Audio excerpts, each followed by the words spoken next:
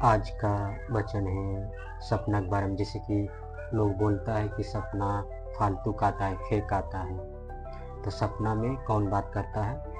आगे के भविष्य के बारे में परमेश्वर बताता है, मुसीबत के बारे में सबको, मनुष्य को मौत से बचाता है। इसलिए सपना में सब कुछ बता देता है परमेश्वर। वही आज का वचन। आयु 33 अध्याय के 14 वचन से 24 तक लिखे, पढ़ के सुना देता हूँ। क्योंकि परमेश्वर तो एक क्या वरन 2 बार बोलता है, परंतु लोग उस पर चित्त नहीं लगाते। परमेश्वर एक बार क्या 2 बार बोलता है, परंतु मनुष्य ध्यान नहीं लगाता है कि सपना फेक है, सपना फालतू है। सब फालतू नहीं आता। सपने में या रात को किए हुए दर्शन में जब मनुष्य घोर निद्रा में पड़े रहते हैं या बिछौने पर सोते समय और पूरा नींद में रहता है, तो तब वह मनुष्यों के कान खोलता है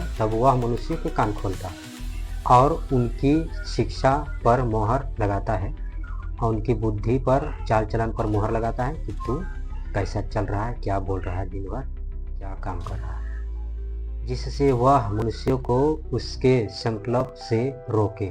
जैसे कि उसको गलत सलत शिक्षा, गलत सलत काम कर रहा है, उससे रोकता है परमेश्वर। और गर्भ को मनुष्य में से दूर करे। जैसे कि अंदर मन में बहुत बात विचार रहता है जो दूसर तरफ कह नहीं पाता है, तो परमेश्वर उसको बताता है कि काम तू कर, ये बात तू सोच रहा है, ये काम कर, तब ऐसे ठीक होगा, वो काम मत करो।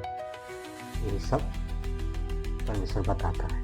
आगे वह उसके प्राण को गड्ढे से बचाता है और उसके जीवन को तलवार की मार से बचाता है। जैसे कि मुसीबत, खतरा, लड़ाई झगड़ा अगर आने वाला रहता है तो परमेश्वर पहले ही बता देता है कि 1 महीना या 10 दिन या कल परसों तुम्हारा साथ लड़ाई होगा, खतरा है। तो सपना में आता है कि फलना साथ लड़ रहे हैं, फलना साथ मारपीट कर रहे हैं। तो वो उससे बचने के लिए बच्चों, जो मुझसे प्रार्थना करो और ये मुसीबत को से बचो। ये परमेश्वर बोलता है, बताता है कि प्रार्थना करो और ये मुसीबत को तोड़वा दो। जैसे कि चोरी करने जा रहे हो तो काम नहीं करो, मर्डर करने जा रहे हो तो काम नहीं करो। वो परमेश्वर बताता है कितना दुख होगा, तकलीफ होगा, सब बता देता है पहले, लेकिन पर कोई समझता है नहीं। और आगे मनुष्य की ताड़ना भी होती है कि वह उसके प्राण को गड्ढे से बचाता है और उसके जीवन को तलवार की मार से बचाता है। हाँ, सही। मनुष्य की ताड़ना भी होती है कि वह अपने बिछौने पर पड़ा तड़पता है। और अगर कोई सपना कह देता है कि झूठ मूठ के है, फेक है, लेकिन उसका आत्मा जो अंदर है, परमेश्वर बात करते रहता है कि तू प्रार्थना कर ये मुसीबत को तोड़, मुसीबत के लिए प्रार्थना कर कि पिता ये मुसीबत न आए। तो वो प्रार्थना नहीं करता है, क्योंकि सपना कहता है कि फेक है। तो कितनों टेस्टी खाना रहे, या कोई दोस्त या परिवार कहे चलो घूमने चलो, यहाँ रिश्तेदार मौज मस्ती करें, लेकिन वो अपने आप व्यक्ति जो मनुष्य होता है उसका मन उदास, दुखी कि नहीं घूमने जाएंगे, नहीं टेस्टी खाना है, फिर भी नहीं खाएंगे, पता नहीं मेरा मन उदास है। तो उसको परमेश्वर बोलता है कि आगे दिन मुसीबत आने वाला है, प्रार्थना कर मुसीबत के लिए।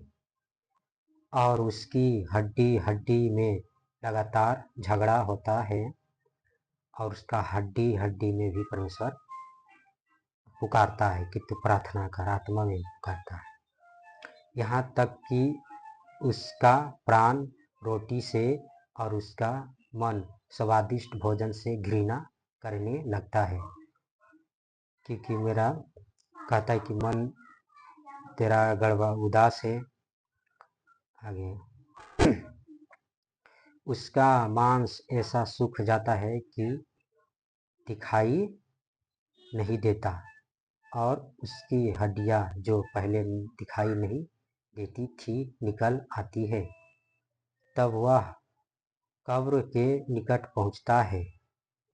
अगर सपना में कब्र के निकट जो पहुंचता है, जैसे शमशान के पास सपना में कुछ मौत के या भूत के साथ बात करते या भूत से के साथ लड़के, तो तब वह कब्र के निकट पहुंचता है और उसका जीवन नष्ट करने वालों के बस में हो जाता है।